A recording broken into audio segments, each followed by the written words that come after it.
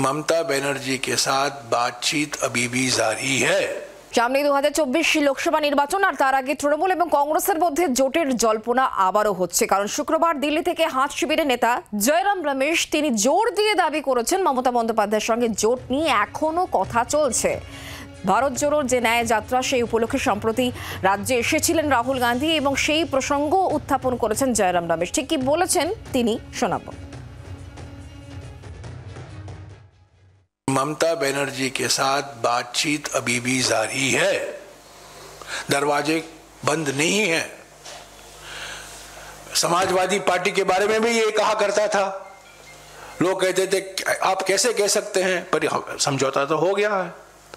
आम आदमी पार्टी के साथ अभी 1-2 दिन में अंतिम रूप दिया जाएगा।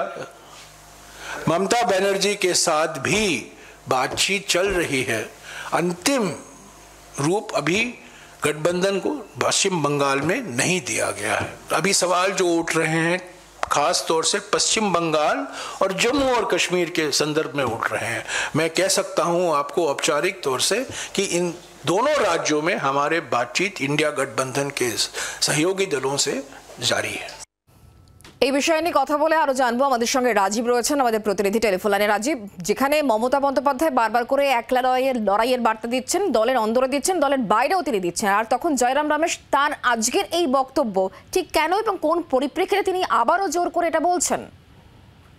দেখো, ঠিক কয়েকদিন আগেই যখন মনে হচ্ছিল কংগ্রেস আর তৃণমূল কংগ্রেসের জোট আর সম্ভব নয় এবং জোট ভেস্তে গিয়েছে, তখনও কিন্তু কংগ্রেস নেতারা, দিল্লির নেতারা বিশেষত, তারা একটা কথা বারবার বলে যাচ্ছিলেন, আলোচনা চলছে।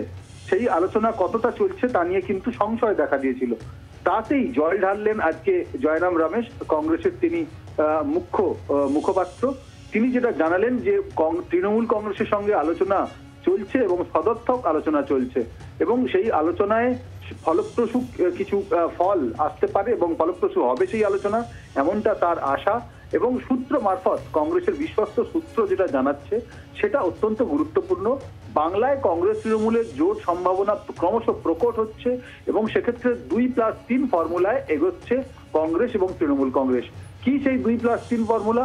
তার কারণ 2টি আসন কংগ্রেসকে ছাড়তে চেয়েছিল তৃণমূল কংগ্রেস, কংগ্রেসকে আরো 3টি আসন ছাড়তে রাজি হয়েছে তৃণমূল কংগ্রেস, এমনটাই কংগ্রেসের সূত্র জানাচ্ছে।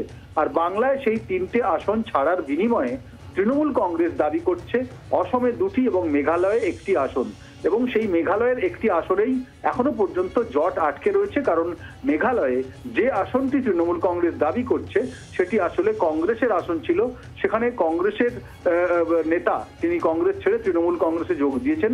এই বিষয়টি এখনো পর্যন্ত জট আকারে রয়েছে, বাকি জট কোথাও নেই, জোট সম্ভাবনা প্রবল হয়েছে। এক্ষেত্রে কংগ্রেসের সূত্র আরো জানাচ্ছে যে লক্ষণীয় বিষয়, আলোচনা যবে থেকে শুরু হয়েছে তখন থেকে তৃণমূল কংগ্রেসের সর্বোচ্চ নেত্রী মমতা ব্যানার্জি তিনি কিন্তু কংগ্রেস বা কংগ্রেসের শীর্ষ নেতাদের আক্রমণ করেননি।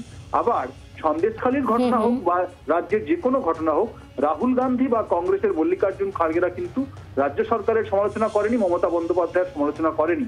এই বিষয়টি এক্ষেত্রে এই জোট আলোচনা এগিয়ে যাওয়ার জন্য অত্যন্ত গুরুত্বপূর্ণ একটি বিষয়। নজর রাখো রাজীব, ধন্যবাদ। আর এই বিষয় নিয়ে বিজেপির রাজ্য সভাপতি সুকান্ত মজুমদারের বক্তব্য কি, তৃণমূল কংগ্রেসের তরফ থেকে কুণাল ঘোষ তিনি বা কি বলছেন, এবং সিপিআইএম এর কেন্দ্রীয় কমিটির সদস্য সুজন চক্রবর্তী তিনি কি বলেছেন শোনাবো। ওনারা জোট করবেন না কি করবেন আমাদের জানা নেই, হ্যাঁ, কিন্তু জয় রামেরই হবে। জয় রামের কি হবে আমরা জানি না, কিন্তু জয় রামের হবে, জোট করুন আর যাই করুন। এই বিষয়ে যা যা বলার আমাদের সর্বোচ্চ নেত্রী মমতা বন্দ্যোপাধ্যায় ব্যাখ্যা করে বলেছেন, আমাদের সর্বভারতীয় সাধারণ সম্পাদক অভিষেক বন্দ্যোপাধ্যায় ব্যাখ্যা করে বলে দিয়েছেন। এরপর নতুন যদি কিছু বলার থাকে তাহলে যথাযথ সময় তারা সেটা জানিয়ে দেবেন। এর বাইরে আমাদের মুখপাত্রদের তরফ থেকে কোনো বক্তব্য নেই। আলাপ আলোচনা তো সবচেয়ে গুরুত্বপূর্ণ। আলোচনা কখনোই কোনো ক্ষেত্রেই বন্ধ হওয়া উচিত না। গণতন্ত্রে আলোচনাটা জরুরি, কিন্তু কে কতটা আলোচনা করবে না কোন মনোভাবে আলোচনা করবেন সেটা তাদের ব্যাপার এবং তার উপর নির্ভর করে যে আসলে তারা কি চায়। তৃণমূল কংগ্রেস একাই লড়বে, একা লড়েই যথেষ্ট, এইটা যে দলের মনোভাব, তারা সবাইকে সঙ্গে নিয়ে চলার জন্য আগ্রহী নয়। কংগ্রেস আগ্রহী কতটা আমি জানি না, কংগ্রেস গোটা দেশের জন্য আগ্রহী, কিন্তু পশ্চিমবাংলায় কংগ্রেস দলটাকে সর্বনাশ যারা করেছে তারা তৃণমূল, এটা বারবার তাদের নেতারা বলেছেন। বাংলার আওয়াজ, বাঙালির আবেগ, জি 24 ঘন্টা।